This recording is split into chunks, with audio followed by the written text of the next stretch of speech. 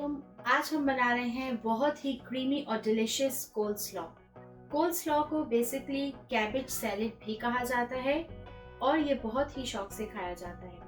कोल्स्लॉ को आप किसी भी सैंडविच या बर्गर के साथ एंजॉय कर सकते हैं। आज जो मैं आपके साथ कोल्स्लॉ की रेसिपी शेयर कर रही हूँ, इसमें मैंने सिर्फ और सिर्फ 4 इंग्रेडिएंट्स लिए हैं जिससे हम ये क्रीमी और डिलिशियस कोल्स्लॉ तैयार करेंगे। तो आइए चल के इसकी रेसिपी देखते हैं।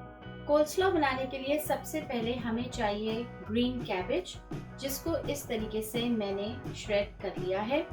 अगर आप चाहें तो इसमें रेड कैबेज का भी इस्तेमाल कर सकते हैं, लेकिन क्योंकि रेड कैबेज हर जगह इजीली अवेलेबल नहीं होता तो इसलिए मैंने सिर्फ ग्रीन कैबेज यूज़ किया है। और हमें चाहिए थोड़ी सी गाजर, जो इस तरीके से पैकेट में मैंने ली है, या आप किसी भी ग्रोसरी स्टोर से ले सकते हैं। अगर आप ये पैकेट बाय नहीं कर रहे तो आप गाजर को लेके इस तरीके से जूलियन कट में काट सकते हैं। थर्ड इंग्रेडिएंट हमारे पास है मेयोनीज। आप मेयोनीज किसी भी ब्रांड की ले सकते हैं, लेकिन आप कोशिश करें कि आप अच्छे ब्रांड की लें, क्योंकि जितनी अच्छी मेयोनीज होगी उतना ही अच्छा कोल्स्लॉ तैयार होगा। और हमारा लास्ट इंग्रेडिएंट है व्हाइट पेपर। वैसे तो कुछ लोग इसमें एप्पल साइडर विनेगर भी ऐड करते हैं, लेकिन मैं इसमें यूज़ नहीं कर रही हूँ। ये आपकी चॉइस है कि अगर आप यूज़ करना चाहते हैं तो आप यूज़ कर सकते हैं। सबसे पहले हम एक मिक्सिंग बोल में मेयोनीज ऐड करेंगे। मेयोनीज में हम ऐड करेंगे थोड़ी सी व्हाइट पेपर। मैंने तकरीबन हाफ टी स्पून के करीब व्हाइट पेपर ऐड की है, आप कम या ज़्यादा भी कर सकते हैं। अब हम इसको अच्छी तरीके से मिक्स कर लेंगे। इसमें हम कोई भी सॉल्ट या शुगर ऐड नहीं करेंगे।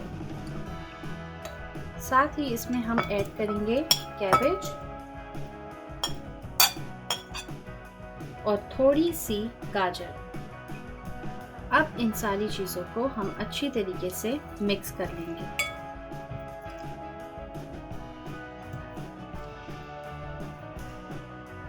कोल्स्लॉ को हमने अच्छी तरीके से मिक्स कर लिया है।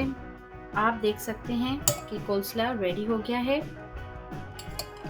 आप इसको आधा घंटा फ्रिज में ठंडा करके भी खा सकते हैं। सिर्फ 4 इंग्रेडिएंट्स से मज़ेदार क्रीमी कोल्स्लॉ तैयार है। आप इसको थोड़ा सा ठंडा करके बर्गर या सैंडविच के साथ एंजॉय करें। अगर आपको वीडियो पसंद आई है तो प्लीज़ वीडियो को लाइक करें और हमारे चैनल को सब्सक्राइब करना ना भूलें।